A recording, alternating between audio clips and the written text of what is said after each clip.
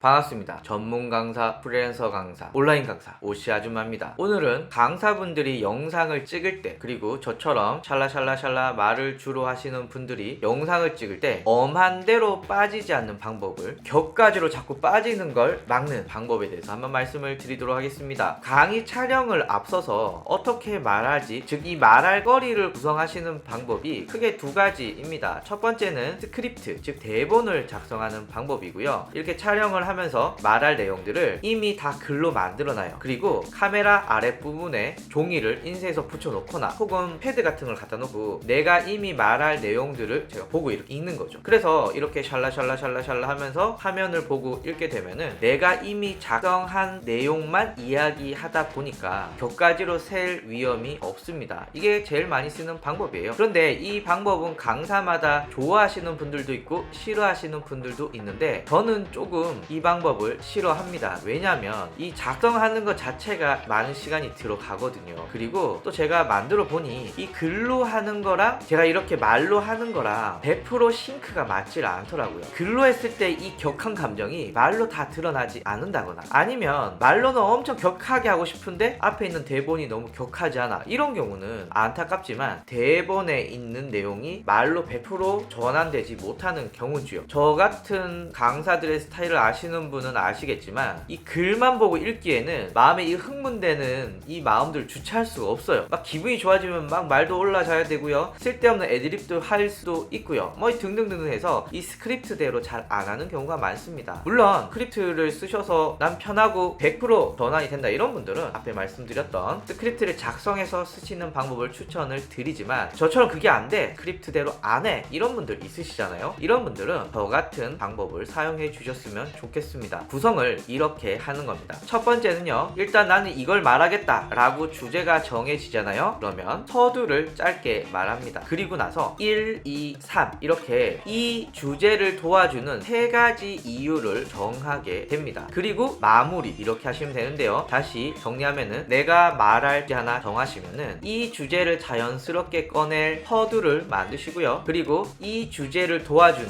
세 가지 이유 1, 2, 3 이렇게 말하시고요, 마지막으로 정리하는 요것만 기억을 해주시면 됩니다. 예를 들면은 제가 인스타그램이 최근에 오가닉 유입이 줄어들었다 라는 주제로 이야기를 하려고 해요. 인스타그램에 작성을 했을 때 게시글이 도달되는 양이 과거보다 최근에 많이 줄었거든. 요 주제로 이야기를 한다 라고 한다면 서두에 이런 얘기를 꺼내게 됩니다. 서두입니다. 제가 컨설팅을 하는 업체가 있는데 이 업체의 인스타그램의 오가닉 유입들을 보게 되더니 몇 달 전부터 계속해서 줄어들고 있는 거예요. 해시태그도 비슷해졌고요, 팔로워는 계속 늘어나서 노출량이 더 늘어나야 정상인 것처럼 보였지만 이상하게도 오가닉 유입, 즉 해시태그를 통해서 들어오는 유입들은 점점 떨어지기 시작을 했습니다. 그래서 무엇이 문제일까 라고 생각을 해서 제가 컨설팅하는 계정뿐만 아니라 여러 개의 계정을 찾아봤고요, 그리고 유튜브와 구글을 통해서 최근에 인스타그램에 무슨 일이 일어나고 있는지에 대해서 알아보기 시작을 했습니다. 그리고 저는 재밌는 세 가지 사실을 발견하게 되었는데요, 지금부터 하나씩 알아보시죠. 여기까지가 서두입니다. 앞에 주제를 자연스럽게 꺼내기 위한 어떤 작업인 거죠. 소개팅 할 때 어떤 거 좋아하세요? 뭐 음식 좋아하세요? 오늘 날씨가 좋네요, 막 이런 얘기 막 꺼내잖아요. 뭐 이런 내용이라고 보시면 됩니다. 그래서 사람들이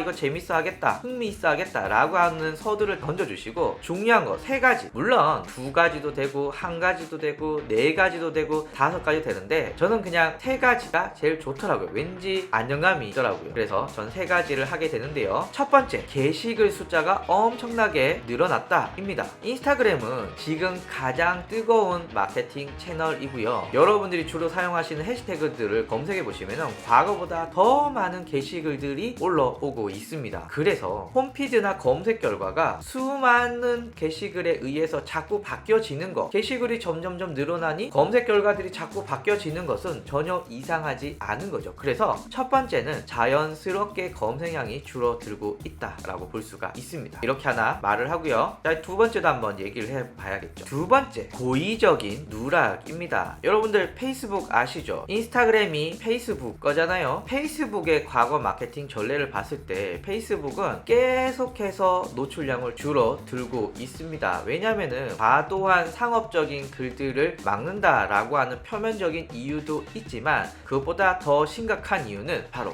광고 수익입니다. 페이스북의 노출력이 줄어들었을 때 우리는 무엇을 해야 했을까요? 맞습니다. 광고를 해야 했거든요. 인스타그램도 마찬가지입니다. 페이스북이 지금 비틀비틀하고 사용자들이 많이 떨어지고 있는 가운데 페이스북이 드디어 인스타그램에도 손을 대기 시작했고 자연적인 유입을 인위적으로 줄이면서 기업들로부터 노출량을 확보하는데 혈안이 되어 있다라고 볼 수가 있습니다. 사실 뭐 증거를 대봐 라고 하면 딱히 될 수는 없지만 많은 계정들을 유추해 봤을 때 첫 번째 얘기했던 단순히 게시글이 많아서 노출량이 떨어지고 있다라고 하기에는 너무 많이 떨어지고 있어서 이것은 필히 인스타그램에서 노출 알고리즘을 줄였다. 그리고 반대급부로 광고비를 늘리려고 하고 있다. 이렇게 볼 수가 있습니다. 자, 이제 세 번째 샬라샬라 또 이야기를 하면 되겠죠. 그래서 머릿속에 세 가지를 기억을 해 놓으시고 영상을 촬영하시면은 옆으로 삐져나갈 가능성이 굉장히 적습니다. 그래서 저는 여러분들에게 이야기하고 싶은 것이 서두 말랑말랑한 내용을 이야기하시고 그리고 첫 번째, 두 번째, 세 번째 이렇게 얘기를 하셔서 내가 이번 영상에서 말하고자 하는 핵심을 던져주시는 걸 추천을 드려요. 그리고 마지막으로 첫 번째, 두 번째, 세 번째 했던 것을 종합적으로 마무리하는 내용들을 이야기합니다. 뭐 예를 들면 이렇게 할 수가 있겠죠. 지금까지 인스타그램에 오가닉 유입이 줄어드는 이야기 세 가지를 말씀을 드렸는데요. 게시글이 많아져서 줄었을 것이다. 인스타그램이 인위적으로 줄이고 광고 수익을 늘리기 위해서 그럴 것이다. 그리고 구독자 중심으로 인스타그램을 재편하기 위한 인스타그램의 전략이다. 뭐 이렇게 볼 수가 있는데요. 그래서 우리는 어쩔 수 없이 게시글 양을 늘려야 하고 인스타그램의 해시태그들을 주제를 중심으로 세분화하실 필요가 있고요. 마지막으로 구독자들을 점점 늘려서 구독자 중심의 노출량으로